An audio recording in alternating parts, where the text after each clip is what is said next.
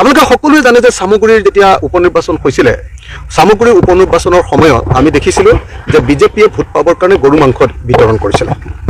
সেই কথাটো যেতিয়া চাৰিওফালে ওলাই গ'ল, তেতিয়া হিমন্ত বিশ্ব শৰ্মাই সাংঘাতিক লাজ পালে।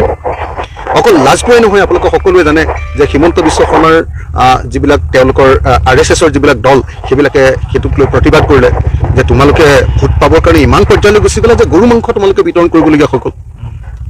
যি গৰু মাংসৰ বিৰুদ্ধে অনবৰতে হিমন্ত বিশ্ব শৰ্মাই কথা কয়, সেই গৰু মাংস বিজেপিয়ে বিলাই লৈ চামগুৰিত ভোট ল'বলগীয়া হ'ল সংখ্যালঘু ৰাইজৰ পৰা। তো তেতিয়া এইটো যেতিয়া পৰিস্থিতি হ'ল যে তেওঁ গৰু মাংস বিলালে, যেতিয়া চাৰিওফালে ওলাই গ'ল, এতিয়া লাজ পাই এতিয়া গৰু মাংসটো বেন কৰি তেওঁ আকৌ আগৰ যিটো ব্ৰেণ্ড আছিলে তেওঁ যে মই মুছলমান বিৰোধী, সেই মুছলমান বিৰোধী ব্ৰেণ্ডটো আকৌ তেওঁ আনিব খুজিছে। নহ'লে চব মানুহে গম পাইছে যে এওঁ ভোটৰ কাৰণে এইবাৰ মুছলমানৰ ভৰিত ধৰা আৰম্ভ কৰিছে। এইবাৰ তেওঁ ভোটৰ কাৰণে মুছলমানক তেওঁ গৰু দি হ'লেও সন্তুষ্ট কৰি ভোট লোৱা আৰম্ভ কৰিছে। টকা পইচা যেনেকৈ দিয়ে